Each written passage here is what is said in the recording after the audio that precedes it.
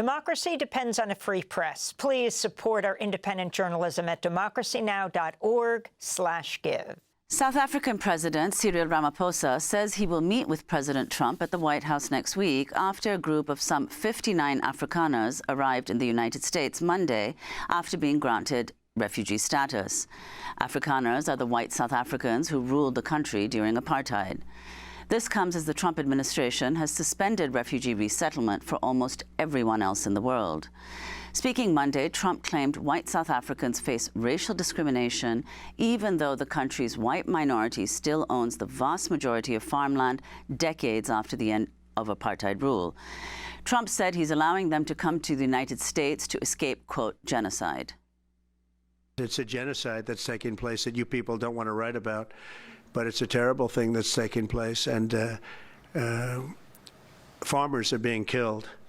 They happen to be white, but whether they're white or black makes no difference to me, but white farmers are being brutally killed, and their land is being confiscated in South Africa. On Monday, South African President Cyril Ramaphosa refuted Trump's claims that white people are being persecuted in his country, calling it, quote, a completely false narrative. On Tuesday, Ramaphosa recounted a conversation he'd had with Trump about the situation in his country.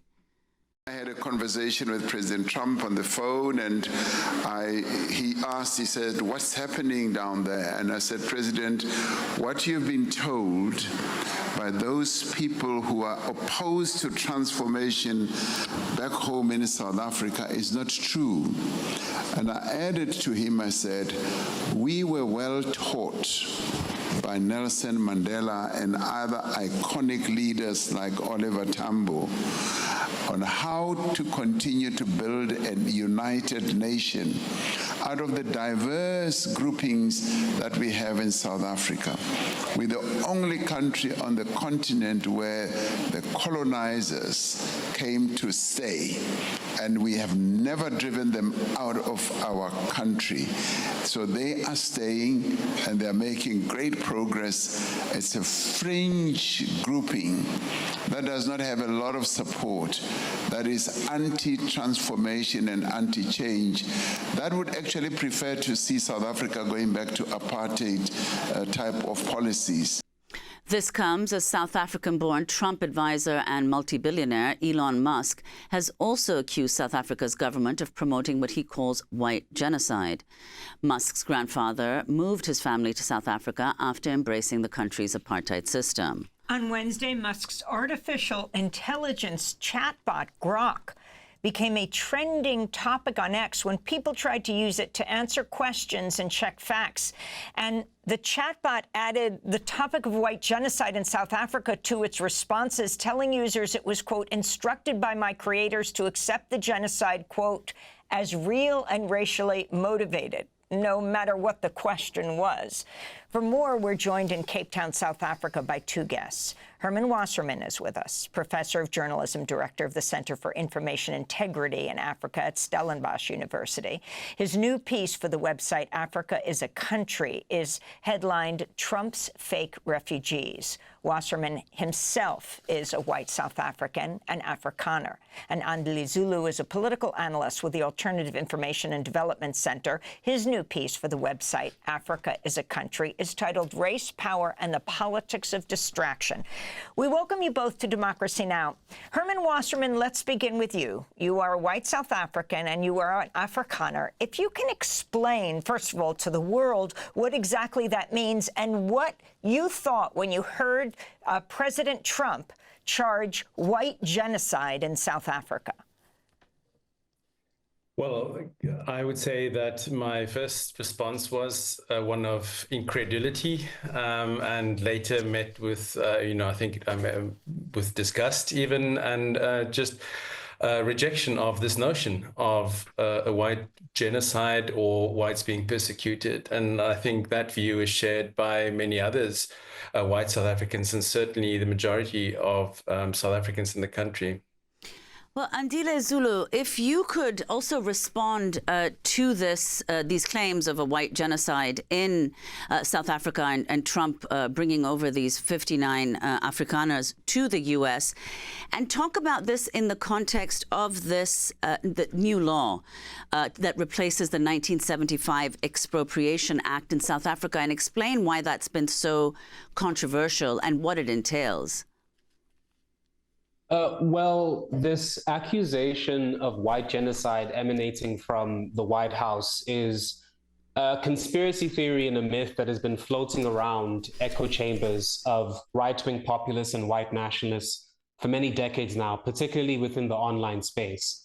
And it essentially holds the accusation that white South Africans, in particular Afrikaans South Africans, are victims of deliberate, direct, state-sanctioned violence. And anyone who lives in this country, who's awake to the reality of this country, the inequality, the poverty, the unemployment that most Black South Africans have to endure, and including Indian and colored South Africans as well, knows that it's patently untrue. And the truth, however, is irrelevant to those who are perpetuating this myth. What matters is that it's a means through which you can mobilize anxiety, mobilize fear, and mobilize frustration from a segment, I think a relatively small segment of the population that is dissatisfied with the post-apartheid democracy and the loss of their political elevated status. It's a way in which you can mobilize fears here in South Africa and then appeal to a base within the MAGA movement in the US as well to portray the Donald Trump presidency as essentially being a crusader to defend white civilization, both in the USA and here. And this all began initially with the signing by the president, Ramaphosa, of the Expropriation Act, which in itself is not that much of a radical or progressive policy. It's a very procedural piece of legislation, which essentially changes the criteria through which government can expropriate private property for the public good and for the public use, on the basis of finding just and equitable compensation. And in fact, most legal experts have said that the instances in which you'll arrive at nil compensation, at no compensation, would be quite rare, actually. So this legislation isn't an assault on white livelihoods. It isn't even an attack on the dominance of private property relations in post-apartheid. But for Elon Musk and for Donald Trump, it's doing what right-wing populism, what racial ideologies always function to do, which is to stoke fear, conflict, and division in order to be able to protect the exploitative and unequal relations under South Africa's neoliberal capitalism, and I think under the neoliberal order that we have more broadly. And Andile, I mean, I just want to add these a couple of things that I wanted to say earlier, which is to clarify for audiences who aren't as aware of South Africa's history. It was in a 1913 law that gave over 90% of South Africa's land to whites. Today, they are some 7% of the population are white South Africans, but they still own about half, 50% of the country's land. Afrikaners, who constitute the majority of the white population, are among, of course, the most successful and richest in South Africa. So if you could explain, Andile, how has this news, Trump's statement, the fact that these 59 people have now arrived in the U.S., how has that been received in South Africa, this news?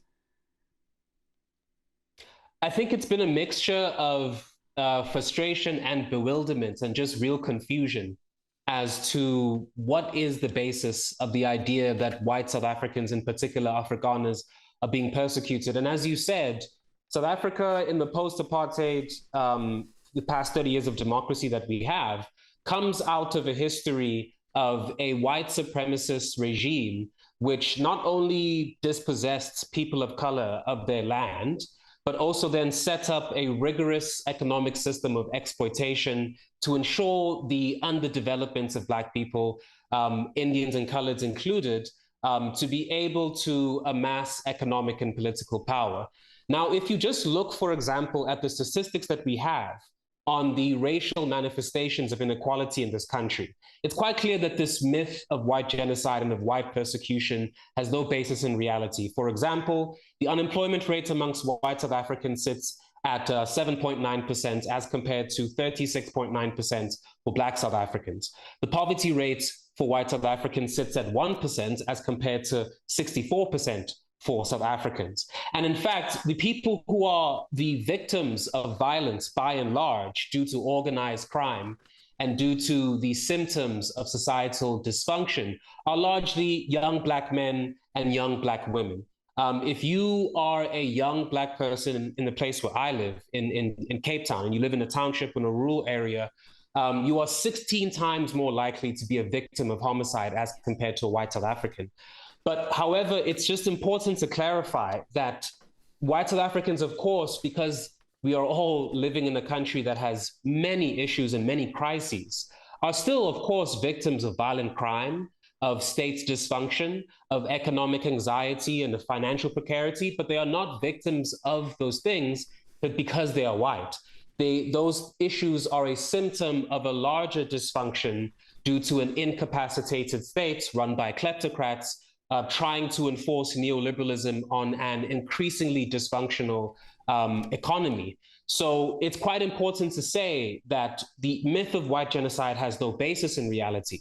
However, South Africa is facing crises, the three crises of mass unemployment, of inequality, and of poverty. And those results from the choices, the bad policy choices that the ANC has made since 1996, which is essentially an abiding commitment to neoliberal policy, the kinds of policies which are causing the crises that we see in the United States and in many parts of the world as well. I wanted to go back to Professor Herman Wasserman. Here in the United States, powerful group of men around Trump, known often as the PayPal Mafia, co-founders and members of PayPal, extend to apartheid South Africa. Its members, Elon Musk, co-founder of PayPal with Peter Thiel, along with David Sachs and Roelof Botha.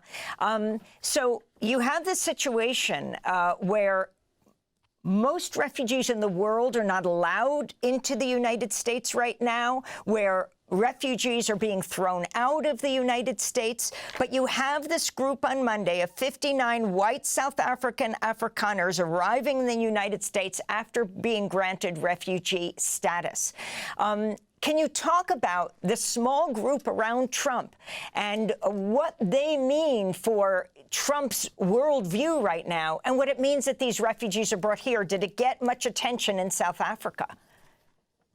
I shouldn't say refugees, but these white South African Afrikaners. Yes, I think many South African media outlets refer to these refugees in inverted commas because I think that is the general understanding that they are not really refugees. As you have pointed out, it flies in the face of the really dire and tragic circumstances that many people around the world live under, and that would be much more eligible for refugee status. In fact, as Andile has pointed out, this whole refugee status is based on disinformation. It's based on a disinformation campaign. And so some of it, it's hard, of course, to pinpoint exactly what happened first.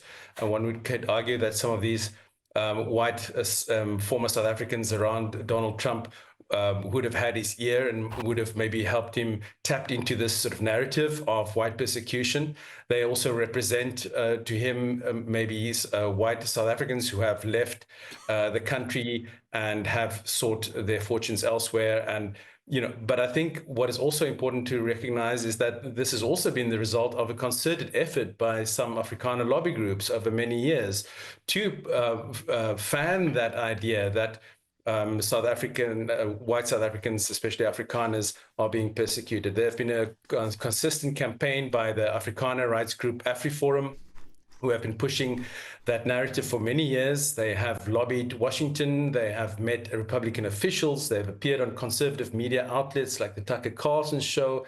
They've extended their road shows to conservative think tanks and conferences in Europe, like CPAC in Hungary. And in all these places, they painted a dire picture of South Africa, where white farmers are supposedly under constant attack, where they're singled out for violence, they are on the verge of losing their land. that they are unfairly being targeted by a corrupt and totalitarian government which discriminates against them in what they would call a type of reverse apartheid. And all of this was very deftly wrapped up in a communication strategy that then eventually found sympathetic ears among US conservatives. And I think with these men around, former South Africans around Trump, which would have amplified that to him. And now with this so-called refugee campaign, their communication campaign over these many years, their lobbying has finally paid off. I think in terms of the South African media, there have been a range of responses, but I think by and large, people recognize that this has no basis in reality. As Andile said, this is based on a disinformation campaign. Some of the conservative elements in the society might find that now somebody has listened to their complaints and taken that seriously. But anybody who really has their basis in factual reality would know that this is a ruse, that this is a disinformation campaign, and that actually these little group of so-called refugees are pawns in a much larger political campaign, a campaign both domestically in the US, where Trump is using them as really as pawns, as props in a campaign that purports to promote whiteness and whiteness under threat, and also geopolitically. In his executive order, which granted this refugee status to Afrikaners, it was juxtaposed very closely with criticism of South Africa for taking Israel to the ICJ. So this can clearly also be seen as a message to South Africa to punish them for their stance on Israel and Israel's war on Gaza and the US's involvement and support of that war.